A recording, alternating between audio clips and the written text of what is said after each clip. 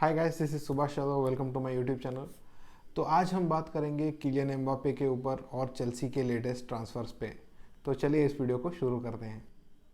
तो जैसे हम जानते हैं, एम्बापे के लिए सऊदी क्लब अल हिलाल ने 300 मिलियन का बिड सबमिट किया है पीएसजी को, और पीएसजी वो बिड एक्सेप्ट भी कर चुका है और अल हिलाल को किलियन एम्बापे से नेगोशिएट करने के लिए भी अलाउ कर दिया है। पर क्या एम्बापे इस डील को एक्सेप्ट करेंगे? ये डील जो है ये एक वर्ल्ड रिकॉर्ड डील है। अगर एम्बापे इस बिड डील को एक्सेप्ट कर लेते हैं तो उनको 700 मिलियन यूरोस का कॉन्ट्रैक्ट साइन करना पड़ेगा, वो भी एक साल के लिए। एक साल के लिए 700 मिलियन यूरोस कितनी बड़ी रकम है। क्या एम्बापे अभी सिर्फ पैसों को लेके ड्रिवन है, या तो वो ट्रू एस्पेक्ट्स में फुटबॉल को, अपने जो फुटबॉलिंग एस्पेक्ट्स है वो देखना चाहते हैं? इसके बारे में अभी सिर्फ ये डिसीजन एम्बापे ही ले सकते हैं। और क्या एम्बापे अभी ज़्यादातर अपने फुटबॉल पे फोकस करेंगे, या तो वो ऐसे सोचेंगे कि चलो एक साल में सऊदी चला जाता हूँ, वहाँ पे 700 मिलियन यूरोस का मिलेगा, क्योंकि 700 million Euros is too much for a footballer. और जिसके लिए जो अभी सिर्फ 24 ईयर्स का है, अगर वो एक साल सऊदी भी चले भी जाते हैं तो उनको कुछ फ़र्क नहीं पड़ता, क्योंकि वो एक साल के बाद तो रियल मैड्रिड आने ही वाले हैं। और जब वो रियल मैड्रिड आएंगे तो वो फिर से अपनी जो लेगेसी है, अपनी जो स्टेटस है, बढ़ा सकते हैं। अगर किलियन एम्बापे 31 जुलाई के बाद रुकते हैं पीएसजी में, तो पिछले साल जो उन्होंने कॉन्ट्रैक्ट साइन किया था उसमें एक क्लॉज है, loyalty bonus. If Mbappe stage about 31st of July in PSG, then PSG are liable to pay 60 million euros to him as a loyalty bonus। तो इसलिए रुकना चाहते हैं किलियन एम्बापे इस समर पीएसजी में, क्योंकि अगर वो 1 अगस्त को भी अगर पीएसजी में रिपोर्ट करते हैं तो उनको पीएसजी 60 मिलियन यूरोस देना पड़ेगा।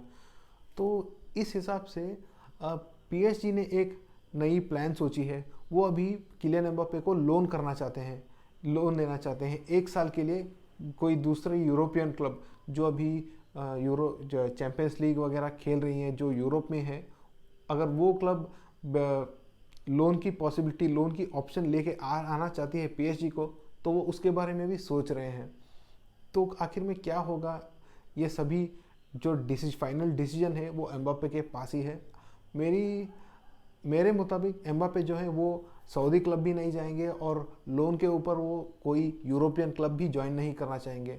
वो अभी पीएसजी में ही रुकेंगे, और जो वो लॉयल्टी बोनस है वो कलेक्ट करके अगले साल जो है वो रियल मैड्रिड ही जाना पसंद करेंगे। अभी हम बात करते हैं चेल्सी की। तो चेल्सी ने जो है वेस्ट हैम का जो 40 मिलियन का बिड था कॉनर गैलेगर के लिए, उसको रिजेक्ट कर लिया है, और वेस्ट हैम ने भी साफ मना कर दिया है वो 40 मिलियन के ऊपर जाने के लिए।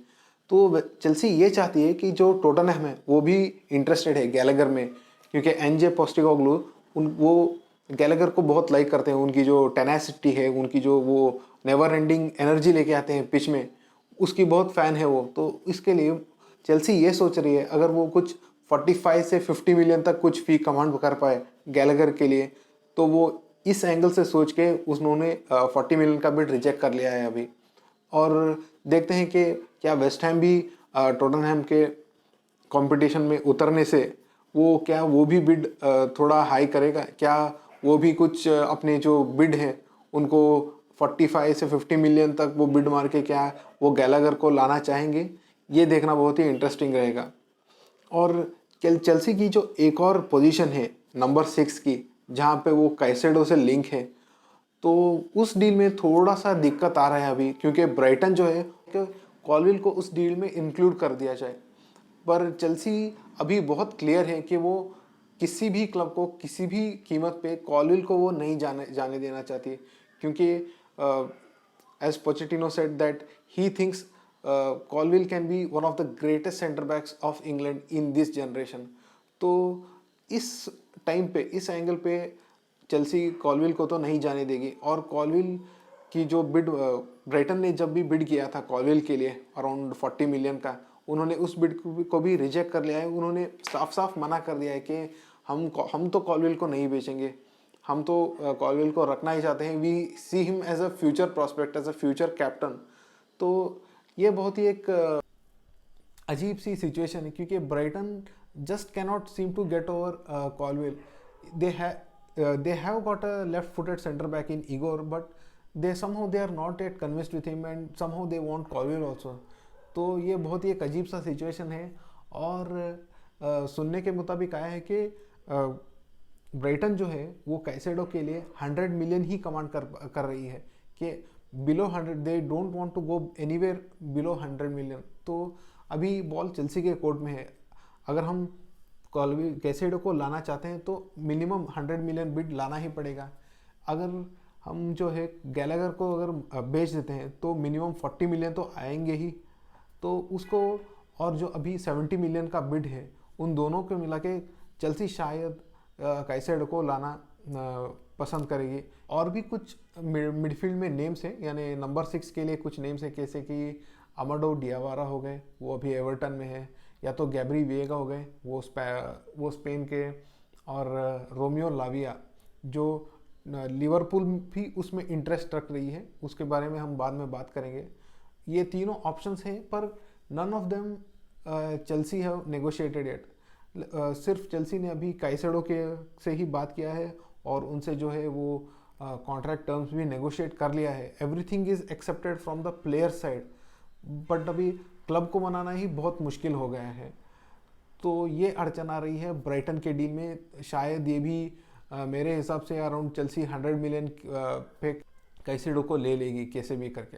हमारी एक और लिंक आ रही है कुडूस से, मोहम्मद कुडूस. वो अयाक्स में खेलते हैं. वो एक वर्सटाइल अटैकर हैं. वो अटैकिंग मिडफील्ड में भी खेलते हैं, एज अ नंबर 10 भी खेलते हैं और एज ए विंगर भी खेलते हैं, और लेफ्ट फुटेड हैं.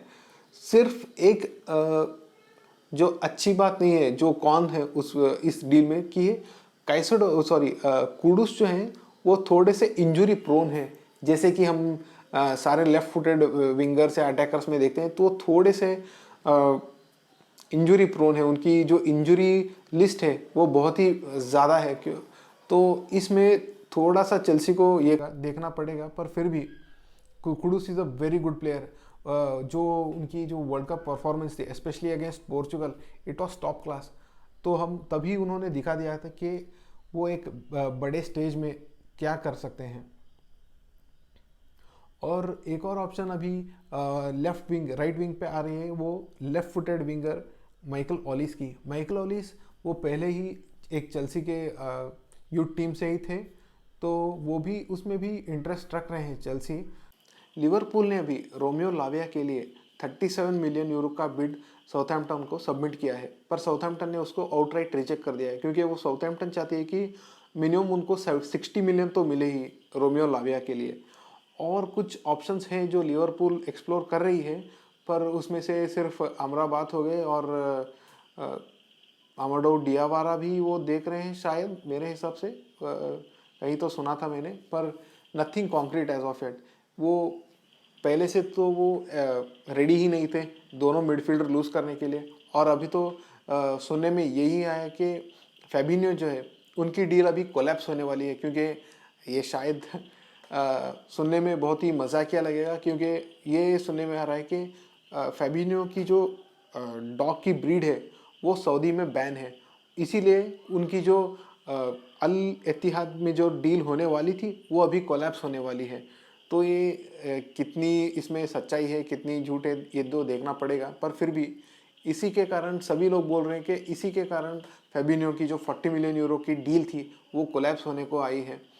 अगर फैबिन्यो रुक जाते हैं और वो रोमियो लाविया को लेके आते हैं तो उनके लिए उतना मुश्किल नहीं रहेगा, क्योंकि एक ही विंडो में दो इन्फ्लुएंशियल मिडफील्डर्स को खो देना वो किसी भी टीम के लिए बहुत ही एक अच्छी बात नहीं रहती है, क्योंकि वो कोर खो देते हैं. और अभी तो वो मैकलिस्टर और सोबोस्लाई भी है, तो अगर 3-3 मिडफील्डर अचानक टीम में आ जाते हैं तो उनको इंटीग्रेट करना थोड़ा मुश्किल हो जाता है. तो ये थी मेरी एक short and precise video about the latest transfers. ऐसे वीडियो मैं और लाता रहूँगा इस चैनल पे, तो प्लीज़ मेरे चैनल पे बने रहेगा. तब तक के लिए thank you. If you like this video please like, share and subscribe. Thank you.